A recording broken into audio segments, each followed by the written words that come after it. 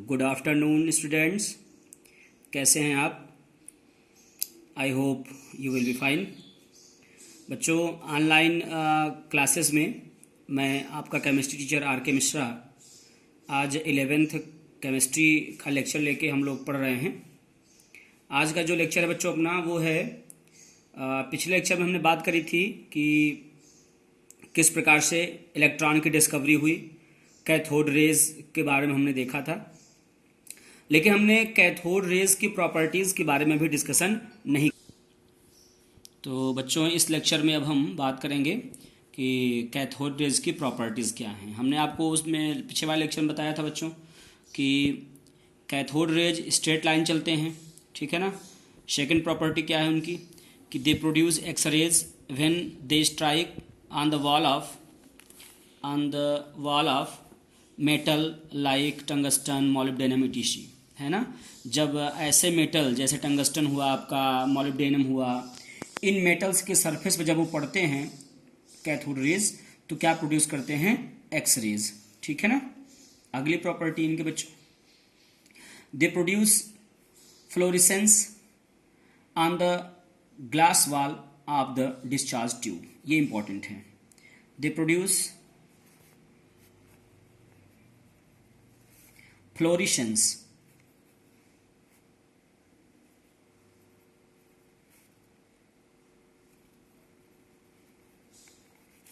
बच्चों, यहाँ पे आपको दो टर्म मिलेंगे, फ्लोरेसेंस और फास्फोरेसेंस। इनको आप जान लो ये क्या है, इनको समझ लो। देखो, जैसे मान लो ये जब आप फोटो केमिस्ट्री पढ़ोगे आगे चल के, केमिस्ट्री की एक ब्रांच है फोटो केमिस्ट्री, वहाँ आपको दोनों शब्द मिलेंगे। लेकिन यहाँ समझो आप थोड़ा सा, जैसे मान लो आप किसी ऑब्जेक्ट पर लाइट डाल रहे हो, ठीक है। किसी ऑब्जेक्ट पे लाइट डाल रहे हो, आप लाइट डाल रहे हो और ऑब्जेक्ट पे चमक प्रोड्यूस हो रही है, चमक दिखाई दे रही है, उसे कहोगे फ्लोरेसेंस। उसे क्या कहोगे आप? फ्लोरेसेंस। आपने लाइट, सोर्स ऑफ लाइट बंद कर दिया, चमक भी बंद हो गई, तो उसे नाम दोगे फ्लोरेसेंस। लेकिन फास्फोरेसेंस इसका उल्टा होता है बच्चों। जैसे मान लो आपने किसी ऑब्जेक्ट पे लाइट प्रोड्यूस किया, लाइट उसके ऊपर गिराया, है ना, प्रकाश गिराया, तो आप सोर्स ऑफ लाइट बंद कर दोगे, लाइट जो है फेंकना बंद कर दोगे, लेकिन उसके बाद भी थोड़ी देर तक, कुछ सेकंड तक, इवन कुछ मिनटों तक भी जो है वो चमक बनी रहे, तो उसे नाम देते हो आप फास्फोरेसेंस, ठीक है ना। मतलब फास्फोरेसेंस क्या है कि सोर्स ऑफ लाइट अगर बंद भी हो जाए तब भी थोड़ी देर तक चमक ऑब्जेक्ट पर दिखाई पड़ेगी, ग्लो दिखाई पड़ेगी। लेकिन अगर आपने सोर्स ऑफ लाइट बंद किया तो ऑब्जेक्ट पर जो है ग्लो भी बंद हो जाए, तो उसे आप फ्लोरेसेंस कहोगे, ठीक है ना। तो जो अगली प्रॉपर्टी है, they produce green fluorescence on the wall of the discharge tube as well as on certain other phosphorescent और fluorescent substances like zinc sulphide. मतलब ये जो कैथोड किरणें हैं, ये डिस्चार्ज ट्यूब की दीवार पर जो है वो हरे रंग की फ्लोरेसेंस लाइट प्रोड्यूस करती हैं, ठीक है बच्चों। तीसरी प्रॉपर्टी क्या है इनकी? तीसरी प्रॉपर्टी है they affect the photographic plate. ये फोटोग्राफिक प्लेट को प्रभावित करते हैं, ठीक है ना। फोटोग्राफिक प्लेट को प्रभावित करते हैं, ठीक है। इसके अलावा बच्चों, दे पोजेस पेनिट्रेटिंग इफेक्ट। ये इनके अंदर विभेदन क्षमता भी पाई जाती है, ठीक है ना। ये इनके अंदर विभेदन क्षमता भी पाई जाती है। They are stopped only by the metal foil of the greater thickness, ठीक है।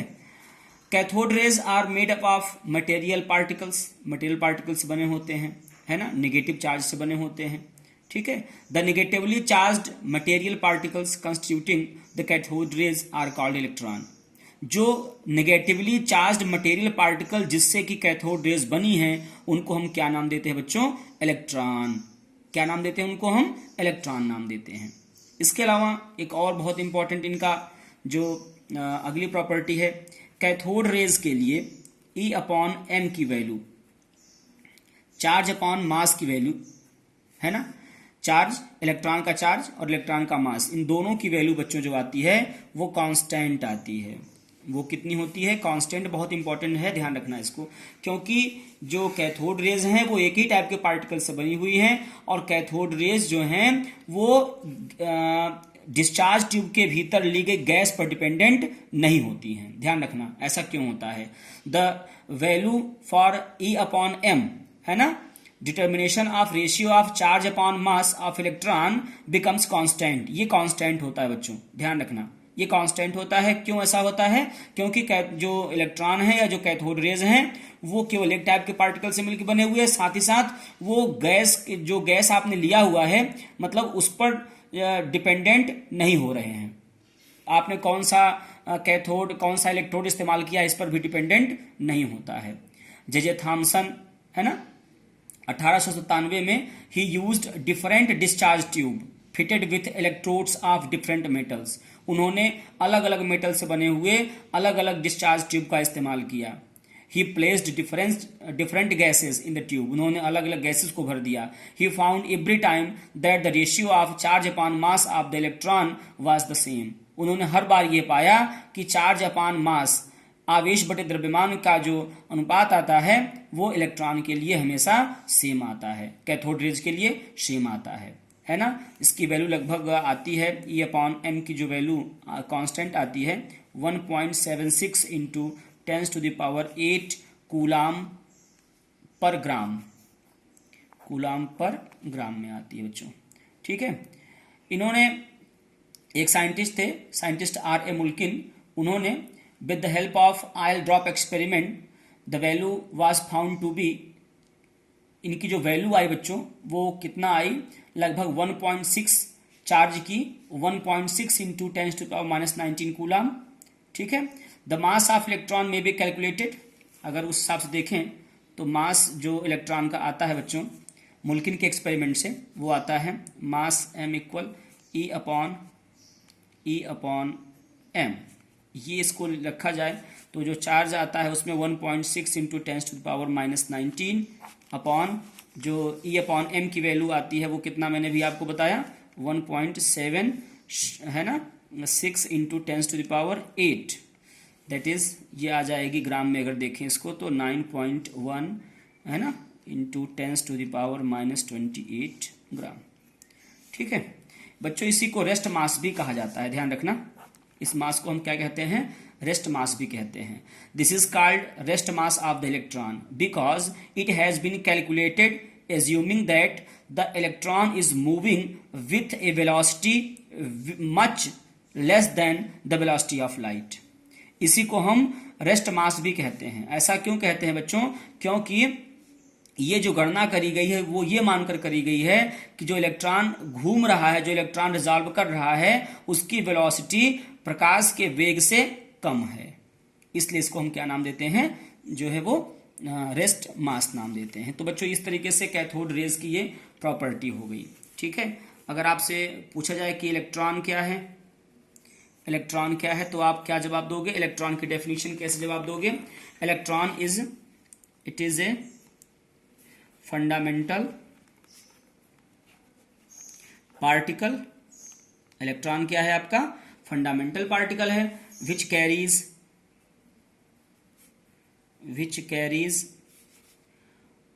1 यूनिट नेगेटिव चार्ज। बहुत important term, 1 unit negative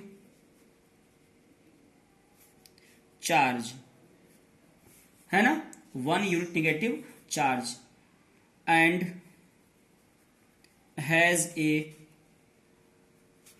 mass nearly equal to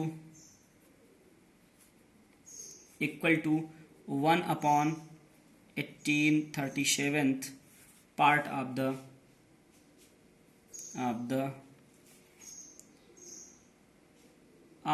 that of hydrogen atom. Hydrogen परमाणु के 1/1837वें भाग की ये बराबर होता है। ठीक है बच्चों, है ना। तो ये था आपका कैथोड रेज एक्सपेरिमेंट। अब हम बात करेंगे बच्चों जो है वो डिस्कवरी ऑफ प्रोटॉन, है ना, स्टडी ऑफ एनोड रेज। सब कुछ वैसा ही है बच्चों, एक डिस्चार्ज ट्यूब लिया गया, ठीक है, डिस्चार्ज ट्यूब लेकर इस प्रकार से, और अब की बार थोड़ा सा बदलाव हुआ, जो अब की बार बीच रास्ते में एक परफोरेटेड कैथोड लगा दी गई बच्चों। जैसे ये आपका इस तरीके से यहाँ पर एक फ्लोरेसेंट लाइट लगा दी गई, प्रदीप्तशील पर्दा लगा दिया गया, ठीक है ना। लगभग जिंक सल्फाइड से कोटेड था ये। और अब की बार बच्चों जो है वो रास्ते में परफोरेटेड कैथोड लगा दिया गया, इसीलिए नाम पड़ा इनका कैनाल, ठीक है। परफोरेटेड कैथोड लगा दिया गया। और ये आपका जो है वो वैक्यूम पंप है, जिसे हम बीच में, और बच्चों ये आपका एनोड दैट इज कैथोड, ठीक है। और यहाँ पे लगा दिया हमने, और इस तरीके से हाई वोल्टेज इसको हमने कनेक्ट कर दिया। ये आपका परफोरेटेड कैथोड, ठीक है बच्चों। और जैसे इस पर हाई वोल्टेज अप्लाई किया गया तो क्या देखने को मिला कि यहां से कुछ इनविजिबल रेज निकल रहे हैं ऐसे, ठीक है बच्चों।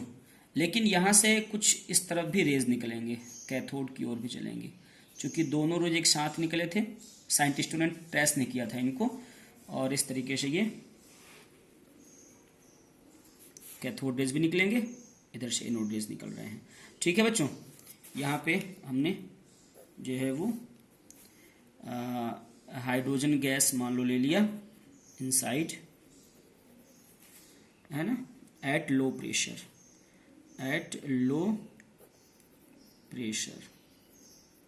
ठीक है बच्चों। तो ये था एक्सपेरिमेंट।